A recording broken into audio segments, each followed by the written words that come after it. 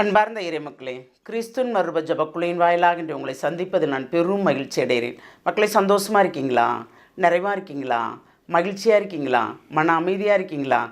மக்களே, மகிழ்ச்சி எப்போதும் நம்ம விட்டு போகவே கூடாது இல்லையா? அதில் எப்பொழுதும் நாம் நிலைத்திருக்க வேண்டும். இந்த நிலை எப்பொழுதும் இருக்கும்போது நாம் இறைவனோடு இணைந்து நடப்போம். இன்று அவர் நமக்கு என்ன இறை செய்து தருகிறார் பார்ப்போமா? திருத்தூதர் பவுல் கலாத்தியருக்கு எழுதிய திருமுகம், அதிகாரம் 5, இறை வார்த்தை 7-10 முடிய. நீங்கள் நன்றாகத்தானே முன்னேறி வந்தீர்கள். அப்படி இருக்க உண்மைக்கு கீழ்ப்படியாதபடி இப்போது உங்களை தடுத்தவர் யார்? இவ்வாறு செய்ய தூண்டியவர் உங்களை அழைத்த இறைவன் அல்ல. சிறிதளவு புளிப்பு மாவு பிசைந்த மாவு முழுவதையும் புளிக்க வைக்கிறது. மாறுபட்ட கொள்கை எதையும் நீங்கள் ஏற்க மாட்டீர்கள் என்னும் உறுதியான நம்பிக்கையை ஆண்டவர் எனக்கு தந்துள்ளார். ஆனால் உங்கள் உள்ளத்தை குழப்புவோர் எவராக இருந்தாலும் அவர்கள் தண்டனை தீர்ப்பை பெறுவார்கள். Praise the Lord. சிறிதளவு புளிப்பு மாவு பிசைந்த மாவு முழுவதையும் புளிக்க வைக்கிறது. சிறு துளி பாவம். அவர் என்ன கேட்குறாரு? இதுவரைக்கும் நீங்கள் நல்லா தானே இருந்தீங்க. இப்போ நம்மளே கேட்டுக்கிறோம், இதுவரைக்கும் நான் இறைவனோடு நன்றாக தானே இருந்தேன். நான் எதுக்கு கீழ்ப்படிஞ்சேன்? எந்த பாவத்துக்கு நான் கீழ்ப்படிஞ்சேன்? பொன்னாசையா, பெண்ணாசையா, பொருளாசையா, எந்த ஆசை? மண்ணாசையா? எந்த ஆசைக்கு நான் கீழ்ப்படிந்தேன்? அப்படி ஆசை வரும்போது அது சிறிதளவு புளிப்பு மாவு பிசைந்த மாவோடு நீ உங்கள் புனித தன்மை, இந்த சிறிதளவு பாவம் இவ்வளவு நாள் நீங்கள் கட்டி காத்த புனித தன்மையை ஒன்றுமில்லாமல் ஆக்கிவிடுகிறது. யோசிக்கிறீங்களா?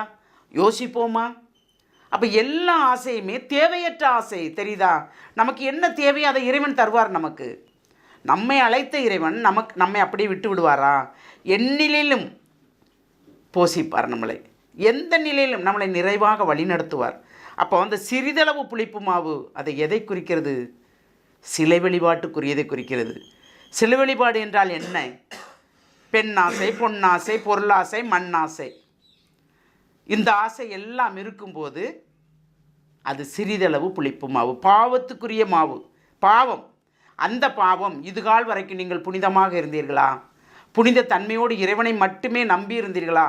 இறைவனுக்கு ஏற்புடையவர்களாக இருந்தீர்களா? அதை எல்லாமே ஒன்றுமில்லாமல் ஆக்கிறது என்று மக்களை நான் சொல்லலை, இறை வார்த்தை சொல்லுது.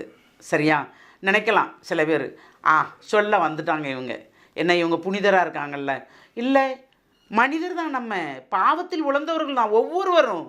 ஆனால் அவர் அழைத்த விதம் வேறு வேறு. பவுலை அழைத்தார், எப்படி இருந்தார்? அவர் துன்புறுத்தினார். ஆனால் அவரை அழைத்த இறைவன் அவரே எல்லாத்துக்கும் திருமுகம் எழுதுகிறார் இல்லையா? திருத்தூதர் பவுல், திருத்தூதர் பவுல், திருத்தூதர் பவுல், இப்படி தானே சொல்கிறோம். கலாத்தியருக்கு எழுது, கொரிந்தியருக்கு எழுது, ரோமியருக்கு எழுது, இப்படி தானே சொல்கிறோம் இல்லையா? அப்போ அந்த திருத்தூதர் பவுல் எந்த நிலையில் இருந்தார், இப்பொழுது எந்த நிலையில் இருக்கிறார் பாருங்கள். அப்போ அவர் இறைவனை துன்புறுத்தினார், இறையுடைய மக்களை துன்புறுத்தினார், திரு சட்டத்தை மட்டும் கையில் கொண்டு துன்புறுத்தினார்.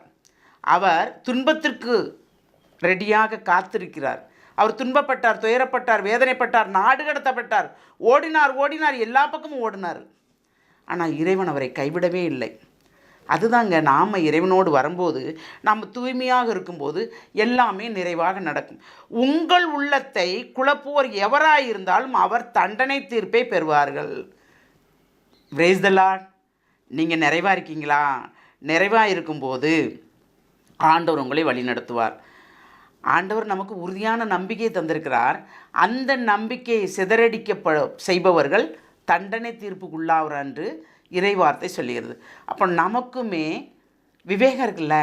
யார் என்ன சொன்னாலும் கேட்டுட்டு அதுக்கு தகுந்த பதில் அவர் சொல்வார் ஆவியானவர். இல்லை என்றால் அவர்கள் பேசுவதற்கு முன்பே இந்த வார்த்தை வேண்டாமே, எனக்கும் தெரியும் இறைவார்த்தை என்று சொல்லிவிடுங்களேன். அதானே உண்மை. அப்போ நம்ம உள்ளத்தை யாருமே குழப்ப மாட்டாங்க இல்லையா? குழப்புறவங்க நிறைய பேர் இருக்காங்களா இல்லையா? இருக்காங்க. நாம் தான் அதை நிறைவாக என்னது ஏது என்று அறிந்து தெரிந்து பின்பற்ற வேண்டும். அந்த வரத்தை கேட்போமா? எல்லாம் வல்ல இறைவா, ஆண்டவரே, எப்பொழுதும் நாங்கள் உம்மோடு கூட நிறைந்து வழிநடக்க வேண்டும் என்று விரும்புகிறோம். எது நடந்தாலும் உம்முடைய திட்டப்படி நடக்க வேண்டும் என்று நாங்கள் நினைக்கிறோம் ஆண்டவரே.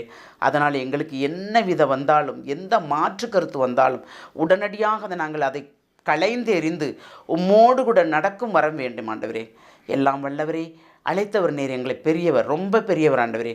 நீர்தாமே எங்களை உம்முடைய உள்ளங்கைக்குள் வைத்து பாதுகாக்கிறீர். அதை நாங்கள் விசுவசிக்கிறோம், நம்புகிறோம். அந்த நம்பிக்கையில் தான் எங்களை முழுமையாக உம்முடைய இரக்கத்துக்குள் ஒப்புக் கொடுக்கிறோம் ஆண்டவரே. நீர் எங்களை வழிநடத்துவீர், பாதுகாப்பீர், பலப்படுத்துவீர், தேற்றுவீர், திடப்படுத்துவீர், தாங்குவீர், தப்புவிப்பீர், ஏந்துவீர் ஆண்டவரே. உம்முடைய கருத்துக்குள் வைத்து எங்களை நிறைவாக பாதுகாக்கிற கிருபைக்கு நன்றி கூறி உம்முடைய வல்லமையுள்ள ஆமாண்டவரே செட்டைக்குள் எங்களை முழுமையாக ஒப்புக் கொடுக்கிறோம். ஜெபம் கேட்கும் நல்ல பிதாவே. ஆமேன், ஆமேன், ஆமேன்.